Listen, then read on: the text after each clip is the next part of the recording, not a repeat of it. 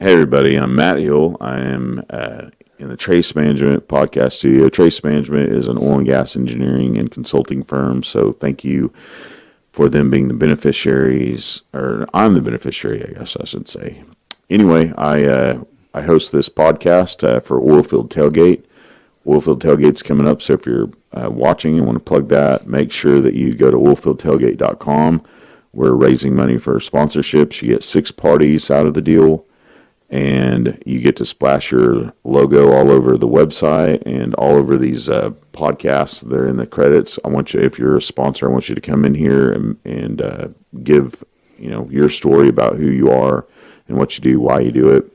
And I mean, really, advertising dollars, best bang for your buck. I'm sure a lot of people know me just because of Oilfield Tailgate and all the years I've been working on it. Since 2010, we've been doing that. So this was just something that came out of that I wanted to give back more to the sponsors and say, hey, thank you for pitching into the party where you invite all of your customers, and 6 home games or 7 this year. You gather with them, network, and food's provided, the space is provided, the fun, the adventure, the drinks, the live music, local bands. I mean, it's so much fun, and it's so neat that all of that has come out. I mean, I'm in here really because of that. Yep, the 5 best things about football, right? Tailgating, drinking, talking, and having a good time, and then watching the game. I don't even drink anymore at the tailgate parties. So go around the room and tell everybody who you are and what you're doing. Of course, I want you to tell everybody who you are and then how you got in oil and gas. Go ahead, Ronnie. Oh, Ronnie Troglin. I started Troglin Tank Gauge back in 2007. Been in the oil and gas for about 16 years now. And recently got into lightning prevention with Doug Marcille. So now I'm doing tank gauges and lightning prevention. That's good. And then luckily for you and I, our customers are the same on that side of things. And so I was immediately like, let's talk. Exactly. Yeah. Like, you've got what? Lightning protection. Lightning prevention. Prevention. Yes. Go ahead, buddy. Yeah, the biggest thing on lightning prevention, obviously the world is still going to continue to go, and there's still going to be clouds, there's going to be lightning, but the beauty of the lightning prevention that we're referring to is within the protected asset itself. This device can actually protect the oil and gas, the precious resources that are in our nation, right? That need this kind of benefit to not only protect the people that are servicing this country and making the cars go down the road, but it's also protecting the assets too as well, and preventing the lightning strike within that 100-meter radius of what this device has the capability of doing. So is really kind of a cool concept in the fact that we're bringing this now into the United States when unfortunately we're kind of behind some of these third world countries that have had this device for like the last 7 years. It's been in the Colombian oil and gas field, and then just now making its way into the U.S. And so we're super excited about the kind of buzz that it's generating, so to speak, in regards to being able to prevent it. Well, this selfless individual doesn't even worry about his name on here at all. He's ready to roll up his sleeves and get into the meat of this. But now you're not getting out of this. What's your name? Man, Doug Marcille. I'm with Lightning Dome Protectors. Lightning Dome Protectors. You are just now starting to hear about Lightning Dome Protectors, everybody. But these are going to be wanted quickly. That's right. Yep. So we're on LinkedIn, and then our webpage, www.lightningdp.com. You can go in there. It's got a little short animated video on kind of how the technology. There aren't a whole lot of people that understand the kind of dynamics that go into lightning and what causes it. And so, that education factor is really super important in going in and trying to help people visualize really what causes those streamers and why do they come from the cloud to the ground, or why do they not come even to the ground and they just go from cloud to cloud. And so, that education factor is super important for us, and something that's so new and revolutionizing into the business. Most of what I've thought about lightning my whole life is I'm Christian and I do believe in God. I'm fearful of God. Definitely. And I wake up every day and while walking around, I think I'm hilarious. And I don't get struck by lightning. And that is proof that God has a sense of humor, and I am hilarious. And I can tell my wife that I was right on both circumstances. Exactly. Well, it's a good thing that you're humble about it. Yeah. Oh, absolutely. I mean, if I'm looking like this, so I won't be humble when I have one of these next to me because I won't worry so much. I can do what I want. See, Okay. that's what you're giving me a tool right now to set me upon the earth. That's it. That's it. That's it. What have you been doing? How did you get here? Where'd you come from? So, I grew up in Spokane, Washington. Was in the Marine Corps for almost 10 years. Thank you for your service, buddy. Love it. Traveled all over, and then lived up in St. Louis for another 10. And finally, a beautiful woman convinced me I needed to live in Midland, Texas, and the glorious surroundings that it was in. She told me there was a lot of trees, and it was real mountainous and everything. And I mean, for that area of that specific spot, sure, there are a lot of trees in Midland because once you get out of Midland, there might not be as many trees. People don't plant them out in the desert. That's right. So the only thing that came true is that she's a beautiful, amazing woman, and has been by my side the whole time. I do love Midland. I mean, I get a kick out of every time I get. I guess it's just the people and the energy down there. Something, and maybe it's the beautiful, people. There's a lot of pride in what we do and the capabilities of what we bring to the stability and also the economic process within the United States as a whole, and even in the world for that matter. It's a real important asset all the way through and through. I'm reading a book right now, and I really hope everybody takes the time to go and buy it somehow, buy it on Amazon, buy the audio version of it, and arguably it might be, besides the Bible, it might be my second favorite book. I mean, Wow. He's a game changer. Alex Epstein, Fossil Future, just peels back layer and layer in the onion of energy and why we're all here. Mm-hmm. I mean, it's fascinating to really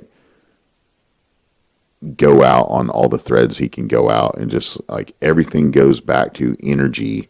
And the only form of energy we can really harvest really well is fossil fuels. So anytime somebody goes against fossil fuels, it's like putting a gun to your head and saying, strip naked, walk into the woods, and live off of the trees again. Go be monkeys again. Mm-hmm. That's what they will try to do in Washington for us. 100%. And all the everyday things that most people don't realize, whether it be plastics or a football or a basketball. Medicine. There's so many different things that it's fully encompassed in and ingrained into our society and everyday use that most people don't pay attention to it and realize the impact of economically and what it does for us. Before I utilize anything as far as a platform, to promote education and energy literacy, I was just going to Twitter and mad at liberals and just liberal tears were my gold coins. Every time I got a hate mail was like a gold coin, and of course at some point, my wife was like, "You're really off the rails with your hatred of liberals." And I'm like, they don't get it. They don't understand. They're trying to shut down their industry. It's vital. She's like, and so that's winning hearts and minds. Yeah. It seems like you're going to your antithesis of doing what you should be doing, which is education at all costs. That's right. And then Trace Management's like, hey, I'll give you a podcast studio. Let's be positive for the industry. Let's give everybody a chance to come in and enjoy what we do. Yeah, and truly educate people, right? Yeah. When you're thinking about a plastic bag that you're taking out of the grocery store, that you're not ripping a paper bag, or things of that nature. And recycling obviously has a big part of that too, right? We all have our one or two things that we can do a day to help the world, and the oil and gas industry is one of them. We do it. Our energy, especially going from burning animal dung in a hut, or burning coal.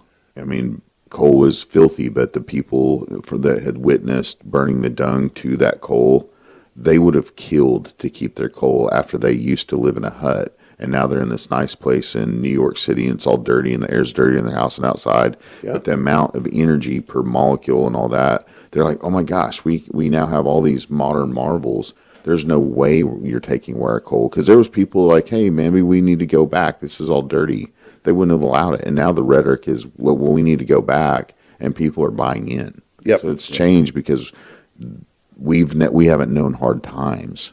That's right. Well, I mean, it used to be, you think back in the day, all the way back to Standard Oil and the Rockefellers and all of that, and that they would harvest the petrochemicals just for kerosene, and then they would throw the gasoline out because it was a horrible byproduct, Yeah. right? Diesel was a byproduct. No, exactly. Somehow it's more expensive now than gasoline to run our vehicles. That's always like a weird deal to me. But also, we've let the government tell us to add water to our diesel to make them better. Like, what? Yeah, there's this new solution we call DEF, like definitely hurting efficiencies, but whatever. That's right. Yeah. Oh, and by the way, we're about to have a shortage of DEF, and you're not Weird, your vehicle. Yeah. Strange how we can shut down trucking immediately by turning off the DEF. Yeah. Oh my gosh, we have really done it to ourselves by bad energy policy and bad economics running rampant through government. Like, no, we're not going to listen to that. Yeah.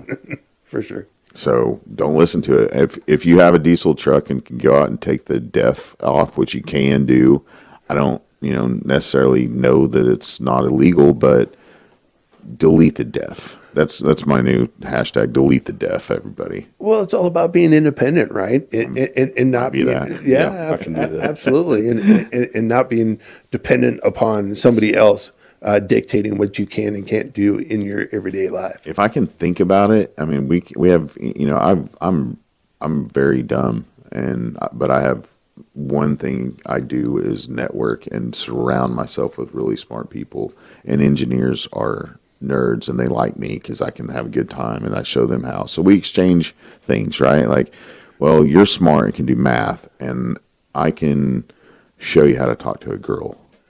Whatever. Yeah, there you go. But I love them to pieces. So inevitably, I'm like, can I delete my DEF? Like, yeah, here's how. That's right. And also, I'm going to help the environment by deleting the DEF because I don't put water in my diesel and make it.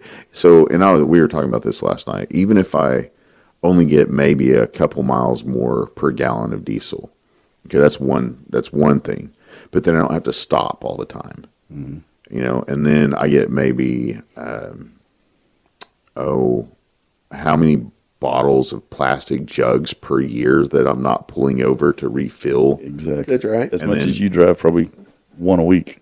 Oh yeah, I'm filling up that. I'm one a week. So least, that maybe and two. which that plastic that surrounds the DEF. Petrochemical plastic. And then how many petrochemicals had to go into making that DEF? Like just the sheer volume of the people who went to that factory, and then all the chemicals in it that come somehow from oil. I mean, like, That's right. Just the threads go boom. That's right. You're not saving the environment by adding water to our diesel. What is it, like 7 pounds a gallon, right? Yeah. You got to transport that stuff all throughout the United On States. diesel trucks. That's right.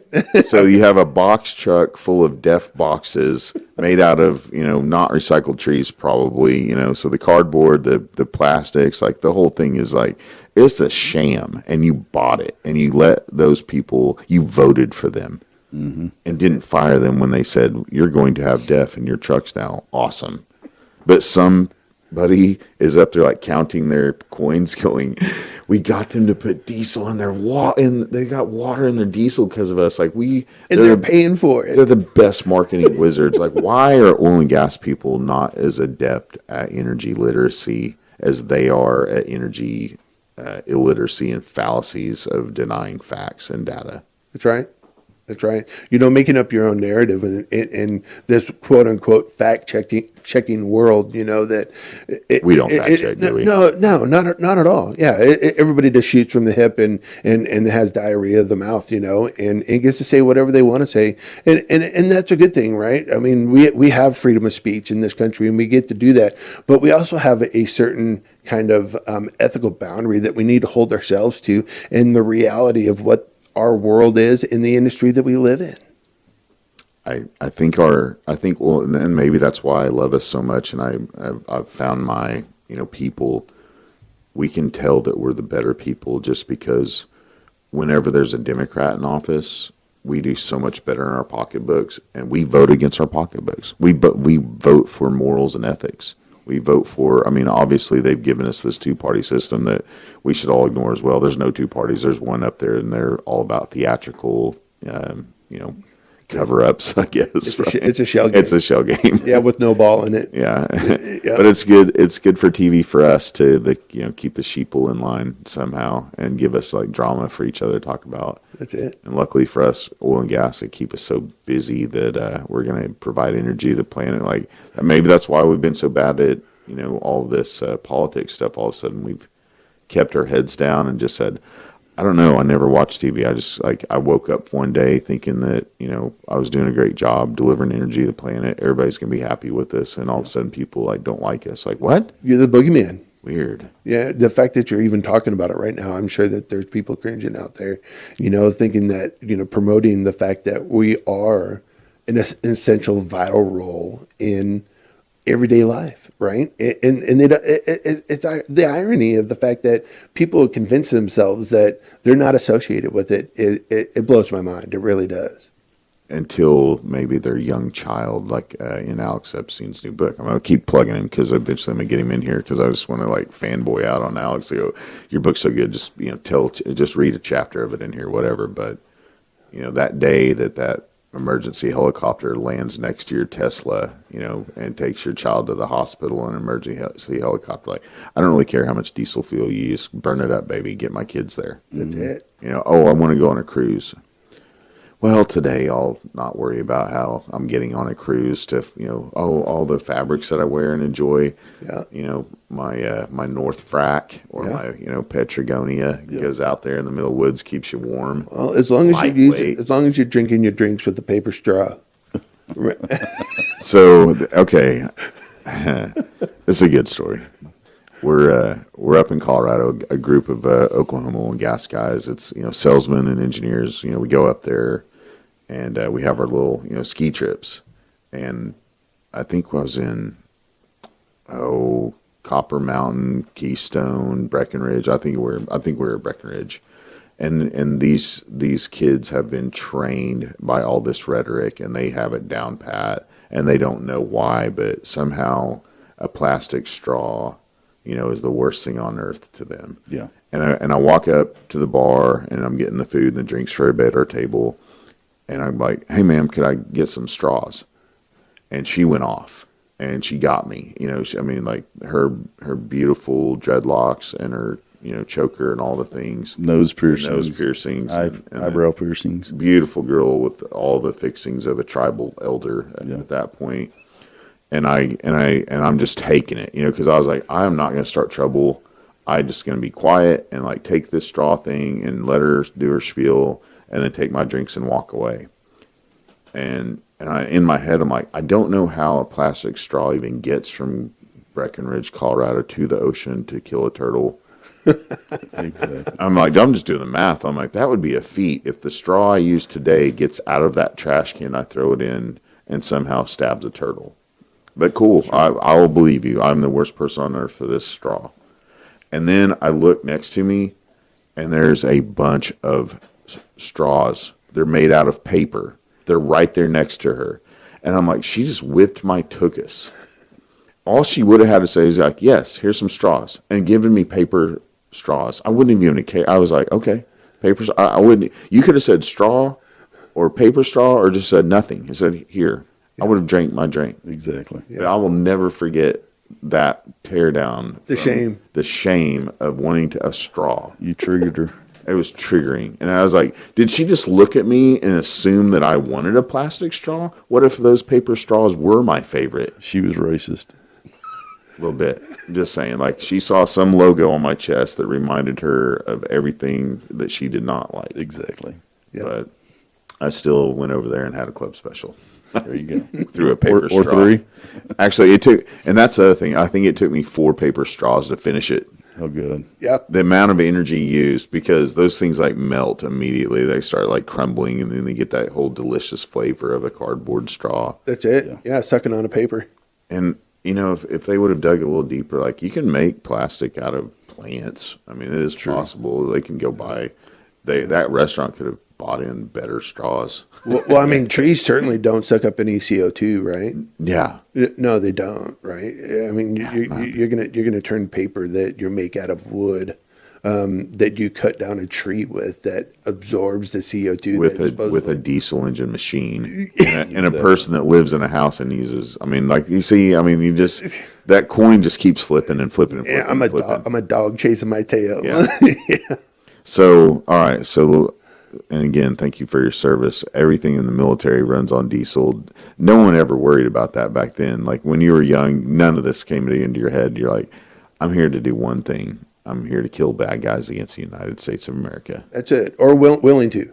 You know, man. The Marines. I mean, come on, you guys like eat it up. Yeah, as far as like, I am the grunt of the military might. That's right. Every one of us aren't afraid to catch a bullet for the freedoms that are provided to us in this country. You know, Yep. There's a certain kind of feeling that every soldier or military person in this world, has a love for their country that they're willing to go so far as to up and give their life for it. You know, the liberties that most people take for granted, and that evil look that you got for that straw, she's afforded that, unfortunately. But that's also part of it too, right? And so that's her choice, and that's the way that she wants to live. I still love her, pray for her. Absolutely. And it's that kind of mentality that inspires me to even want to join the Marine Corps or any other. I think fundamentally behind any other service member that's out there, that not just so much for the country, but what it represents and what the ideals of the founding fathers that brought to us.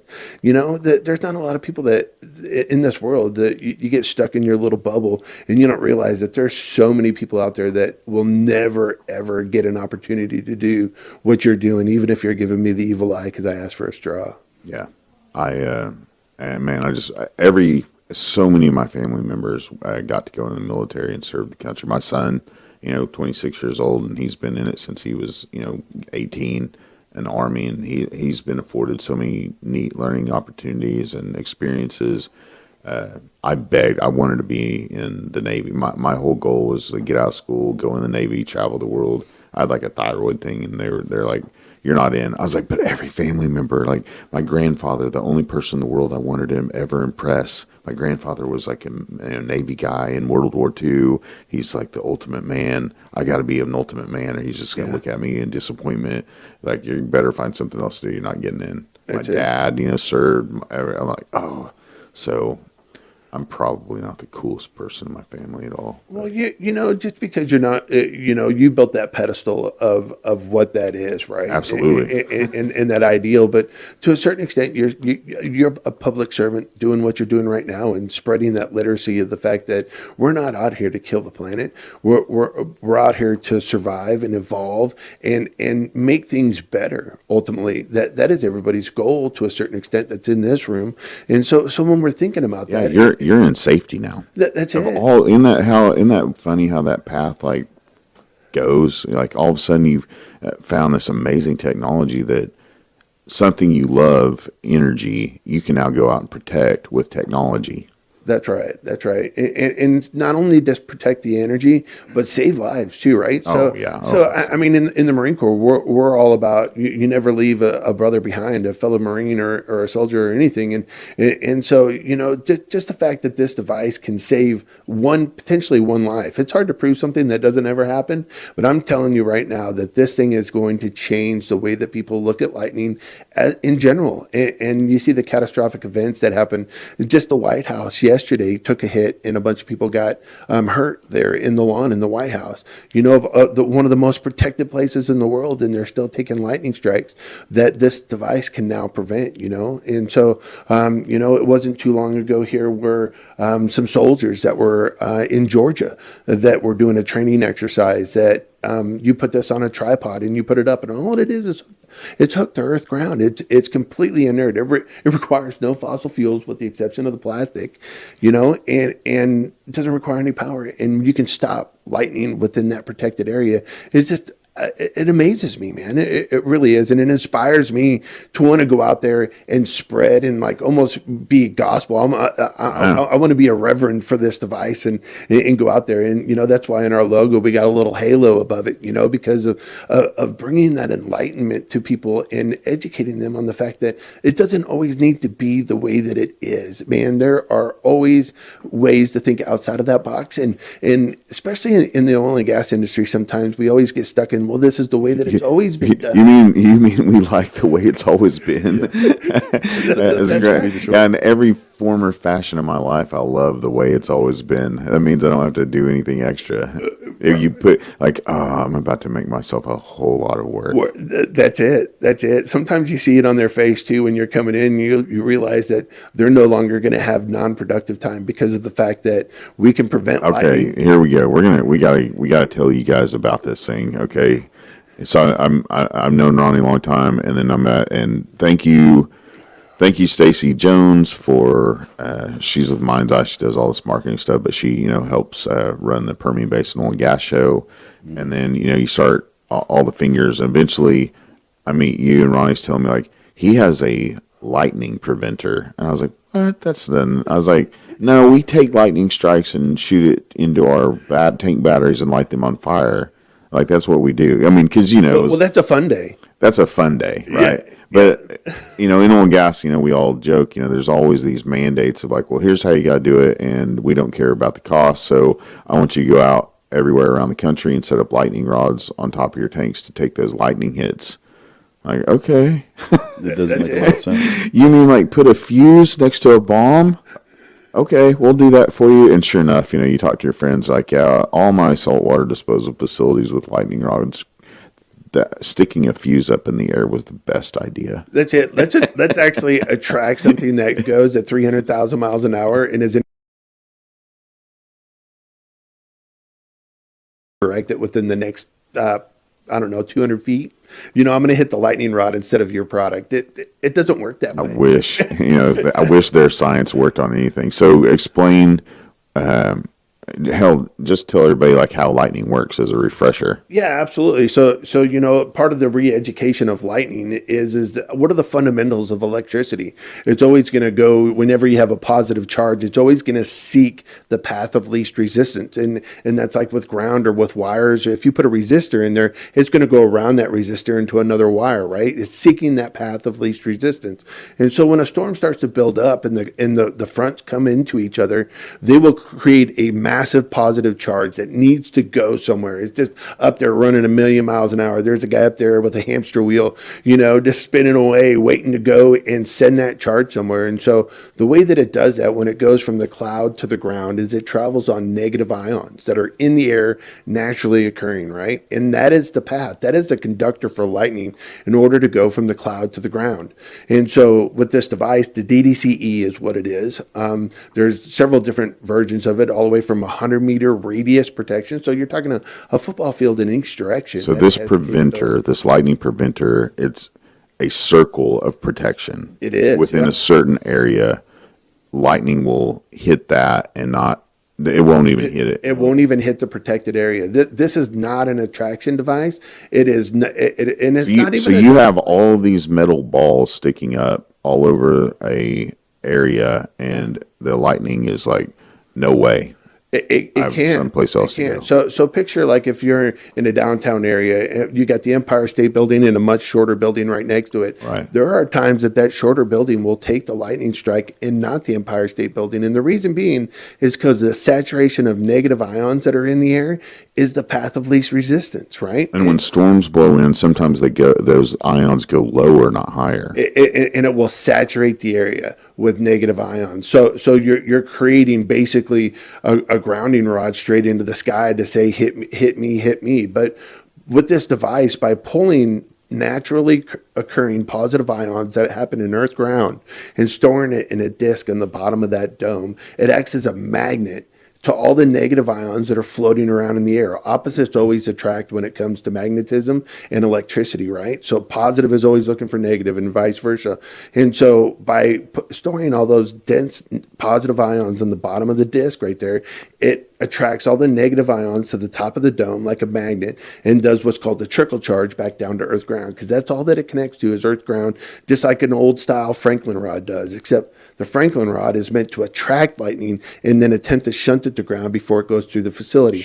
Well, with a 6% efficiency rating, how is that really? But that's something else is going to get lit up out there. That's all that there's ever been. People or equipment. You're burning cow dung. When you were referring to earlier about lightning rods are the burning of cow dung versus LNG with this. That's it. There you go. That's exactly right. And so, by removing that conductor or that wire or the negative ions that are in the air, that is how you prevent the lightning from ever coming into that area. It's not like it bounces off or anything like that. It's just going to find another path. It's coming to ground somewhere. You can't stop that from happening, but you can within this protected area of this device. And so that's the thing that's so revolutionary about it, is the fact that it's inert. It doesn't bring any other potential hazards other than the fact that it's going to protect our precious resources that we're collecting, and also the people that are out there servicing that stuff too as well. And not to mention the fact that not only is it the only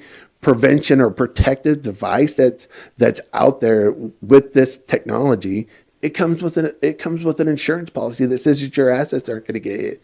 That's how effective it is. They're willing to actually back it and say, you know what, we're going to throw this out there. We're going to get this into the market, and we're going to saturate the oil and gas industry, and not just the oil and gas industry. But anybody. You talk like, hey, if you never want to have to stop golfing, golf courses around the country can put these along the paths. You were telling me Panama Canal now. Yeah. No lightning strikes on the Panama Canal in how many years? In 5 years. In 5 years they just from when they set these up within the distance to keep that circle of protection around, and now no lightning strikes. So there's 130 of them that they put all the way from the Pacific Ocean to it's the Gulf of Panama, but let's just say the Gulf of Mexico, right? And so that stretches the entire canal. They have 130 of these devices, and they haven't taken a strike in 5 years.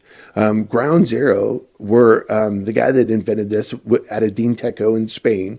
Dean Teco is the manufacturer and the patent holder for the next 17 years of this device. There was a radio tower there that was getting hit 5 to 7 times a year. And so this was his test subject. This was his baby. And he finally found the right iteration and the right geometry and everything to it. I mean, just look at it. It looks impressive in and of itself. It's engineered. Absolutely. Everything we do in oil and gas is engineered to peak performance, and I'm sure there'll be another version of this come out some year, but right now, this prevents lightning. That's it. And so when he put this on top of a radio tower in 2003 that was taking on average of 5 to 7 strikes a year, it hasn't taken a strike since. So you start thinking statistically about the fact that, you can't ever stop lightning. You're right, you can't. You can't stop lightning, but you can stop it in this protected area. If you could eventually, when he engineers this, to redirect it at the people you want, like a drone strike. There you go. I'm just saying, like maybe just like a buzz at your buddy, something like that. We're going to have to come up with like a superhero name like Thor and his hammer. I mean, if he can get this technology down really small, like, we all wear baseball caps. I mean, I'm just saying, we all wear baseball caps with those little bitty buttons. Yep. If I could have a wire that goes down to my golf cleats and I'm walking around the golf course, that's it. My whole body's protected from lightning. Ta-da! Yeah. But I really like what you were talking about. I don't want to interrupt you, but so I'm on frac sites a lot now, delivering my fire suppression systems, and that's so you're like, oh my gosh, all my tank gauges. I go around the country. And I'm bringing people data to their tanks. All this stuff you do, you now have all these new technologies and efficiencies and data. Like you can bring big data about, you and I are like hands. We just want to install equipment, and this protects that equipment. And your stuff's not getting burned up. And you're like, by the way, it keeps my equipment from getting burned up on their tank batteries, but also I'm in front of the same customers, and now I'm not having to replace equipment and all this stuff, and we keep the ball moving. But frac sites, that's the funniest thing. We never think about it, but sure enough, if there's a storm moving in and there's a lightning strike within a certain amount of miles, until that activity stopped, that whole area, it's shut down. And that's a lot of money stopping and waiting. Yep. So there's a location where we took their non-productive time from 7.5% ish down to less than 1%. So it's 0.1%. And of course, the workers, the little guys that are out there pushing the buttons and running the motors, they're not so happy because they don't have their YouTube time. Maybe they may not be able to watch your podcast, so you might lose a couple viewers, and I apologize for that. That'll be fine. But it's one of those things. I have 3 viewers, and they're in Pakistan. They come down the mountains once a month. Yeah. And them and their goats, Ali and Sheba and little Cuckoo, Yeah. They watch their TV shows and they're like, oh, the mat in America. So I have 3 viewers from Pakistan from the mountains. That's it. There you go. It. Yeah. So you're talking about efficiency, right? Well, let's also No downtime for oil and gas let's talk sites. about a really bad thing here. Now, how many of these? Green energy. Let's talk about green energy. Yeah, you can put these around solar panels. You can put these on solar panels. You can put them on. You can actually make a wind turbine completely lightning proof. That's wait. I thought they like to. No, I thought they like to replace those. Those are my favorite videos that I watch on the side. Is like watching wind turbines on fire. It's like what do they call those whirligigs? Yeah, whirligigs. Yeah. When the guy's out there and he's got a little flamethrower, it's like 4th of July all over again. But the fact that these can increase the output of a wind turbine by 13% by removing those ions, those negative ions that's created through kinetic friction, which is also an energy source. It deionizes the entire environment as well as the equipment itself. So motors run better, Wi-Fi signals travel farther. So with the SCADA and the data transmissions and stuff like that, this keeps that from happening. It opens up the space to allow those radio waves to go through it. And then there's one really kind of interesting ancillary benefit of this, and this doesn't so much pertain to the oil and gas industry, but it does to our national defense. And so when we're talking about strategic reserves and oil and gas, it is ginormous facilities everywhere across the country with our natural resources. We're talking about hardworking men and women went to harvest them, and now we're ready to burn them up. Yeah, because we have no protection. Like American independence. These things can stop EMPs.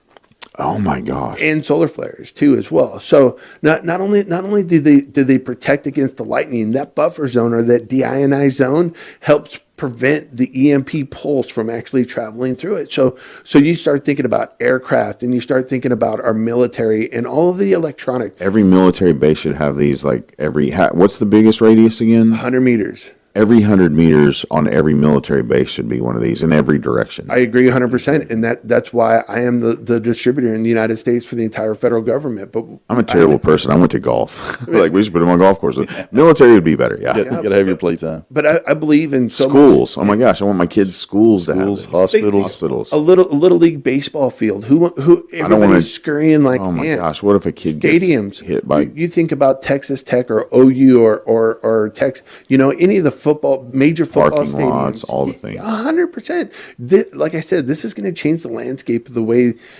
people see it, and they're going to be like, at first they're not going to know what it is, and then they're going to realize, you know what? I feel a little safer today. Also lighter, something. You can float. When you walk it just actually you float. Yeah, George Jetsen's coming through. There you go. Oh my gosh, that's amazing. So how many?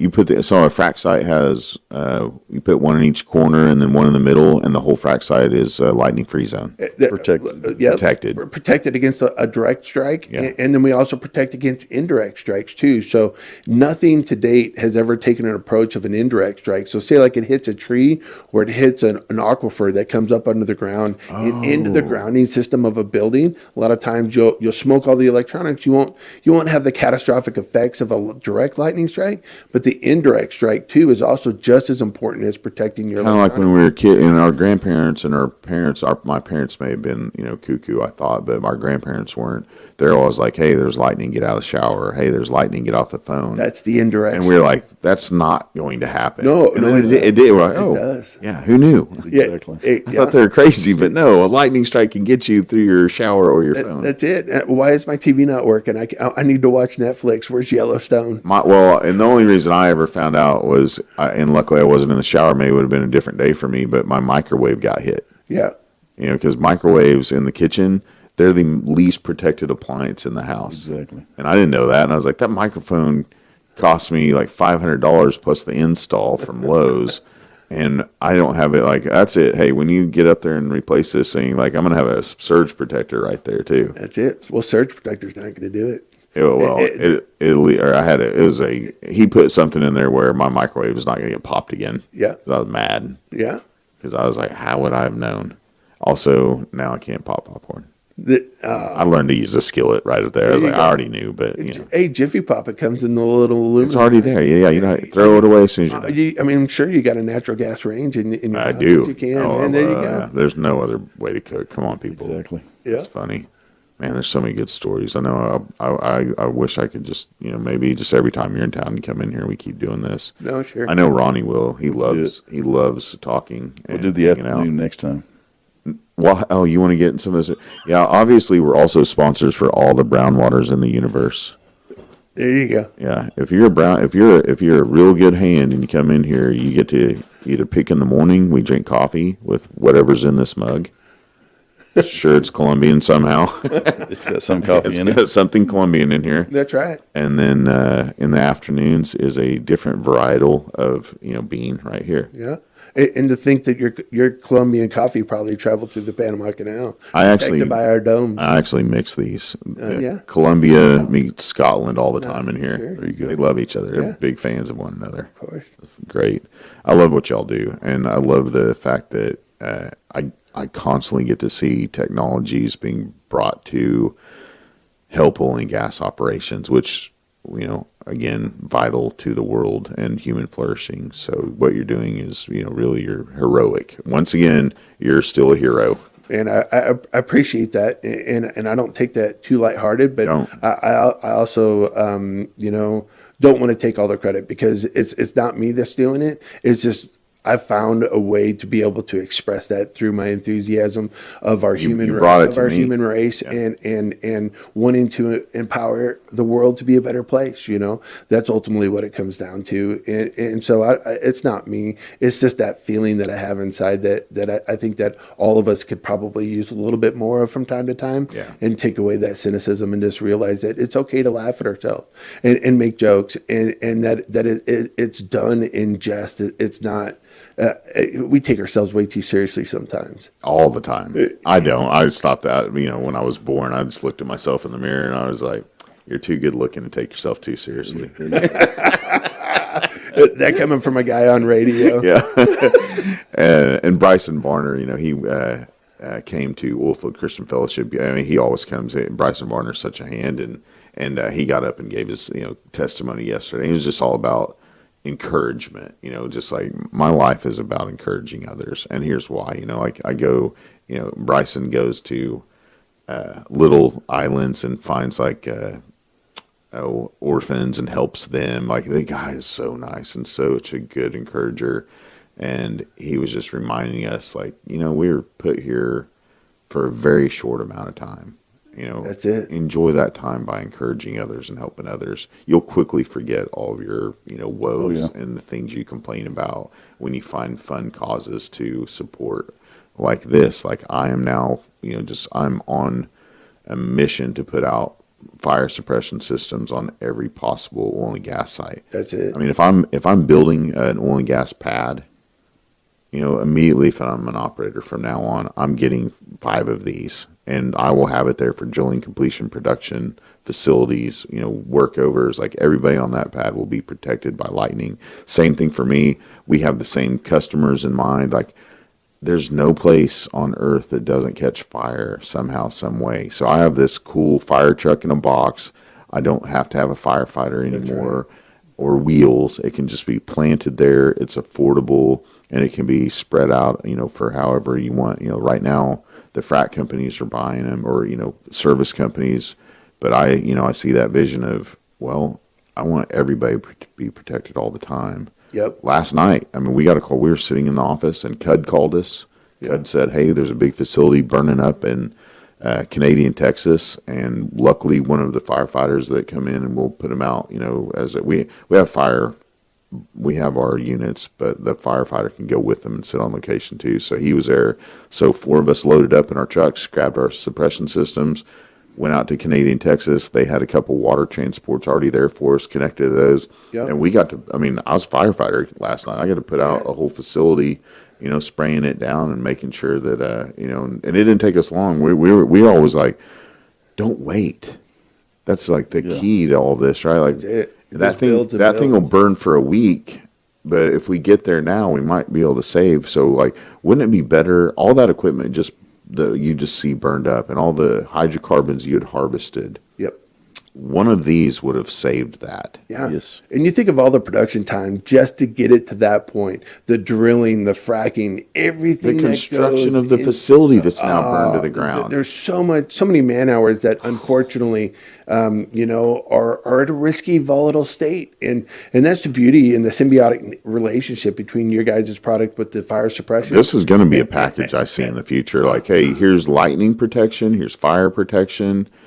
I mean, I don't know what else to do out there at that point. We've got it covered as much as we can. Now we have with the technology that we've been working on, with you've been working on, like we have a real, neat, That's it. possibility now to really protect our assets, equipment investments and precious personnel. And every time I guess I'm at that age, I'm sentimental, but every time I meet somebody in the industry, I'm like, you are so vital to this industry and the world flourishing because of fossil fuels, but never forget that precious bubble of people that you protect at home. So That's you're it. precious to them, so I want them to go home safe. Yep. And now I get to be part of that. Yep. It's neat. It really is. And how universal yours is. So right now, we know that the oil and gas is super in a kind of a volatile state, right? And it's such a precious commodity that's where you're focused on. But the fact that you can use it in an HOA, just like we can use something like this, we can protect entire neighborhoods or your buddy or whatever. All of you our can put this on a house. Our rural houses, you and I talked about that yesterday, like, so many people are building a little bit further away from town. They're getting, these really great lots out in the middle of nowhere, these big houses. And man, this thing's on a flatbed and can be put, like you said, in an HOA. Like that fire department, A, I don't know how far away they are from you. B, are they a volunteer fire department? Are they going to be, on standby? Or is it, Edmond has a great fire department, but a little bit further out, all that stuff becomes, volunteers. And they may or may not either A, have the training or the equipment. I mean, Medford, we had that big fire out there at that gas plant. That's it. If that gas plant's on fire, Medford doesn't have the resources to put out a gas plant like that. No. But it was spread out all over the news every single day. And that it's terrible optics on our industry for that stuff to go on. And then we have to hope that anytime there's that fire, the Air Force has to be called in from Enid. And can you imagine those calls? Because military brass changes, at facilities like that. Can you imagine every decade that gas plant burns up again and again, and every decade there's somebody going, what? What do you mean? We send our fire departments to Medford from our Air Force base? Well, what if a plane catches fire? They need our foam units, but that's how it's been, since that gas plant's been Wow. So the Air Force has to, mobilize and all the levels of people to authorize soldiers to run into a town to put out a big gas plant fire. It's got to be a mess. It goes to show you how strategic our oil and gas is to the nation, right? And we're putting soldiers on it. That's how important it is. Their medicines that we vaccinate them. Hey, this soldier is about to travel. My son is about to travel to a country that gets malaria. Yeah. So he needs to be vaccinated against malaria. But without oil and gas, my son is put in harm's way just by not having the medicine. I mean, I can't even stop it. All the fingers we can get out to. But we'll talk about this a billion times over in here, and please come back. We got plenty of time, man. I'll be back. I look forward to coming up here and spending some time out of Texas. And man, I really enjoyed the talk and appreciate you having us up here. Appreciate you, and too. Trace providing Appreciate him. And once again, he knows everybody. Yeah. No. I mean, Good looking guy. It's because he had beautiful hair. I don't have hair, so that's why I just hang out with him, just pick up maybe a wave of hair. I wish I could be everywhere, but the beauty of having the extensions and the branches out, throughout the oil and gas industry as a nation as a whole, and having key people like Ronnie out there to represent this product, and then also as tank gauges too as well, is super, super important. And I love being able to keep stuff local, right? There's no reason why we can't have somebody out there that's becoming a lightning expert, to a certain extent, and bringing that kind of stuff, just like you guys have with the fire, and slowly but surely changing people's hearts and minds one fire or one lightning bolt at a time. Protecting people. All right, so go around the room one more time. What's your name? Ron Troglin, Tank Gauge. Yep. Doug Marcille, Lightning Dome Protectors and Federal Business Solutions. Yep. And then Matt Hill, Night Fire Specialist, and Knight Energy Services and SB Directional and Mason Specialty Tools and so many more, and Trace Management. Thanks again. And please go to oilfieldtailgate.com, sign up to be a sponsor, sign up to attend, sign up to get the newsletter, check out the calendar. The calendar has all of the events of the MidCon on there and meetings, so AADE, IADC, SPE, all the acronyms. And anyway, appreciate y'all. Take care. God bless. See you next Thanks. time. We'll see Bye-bye. ya. God bless America.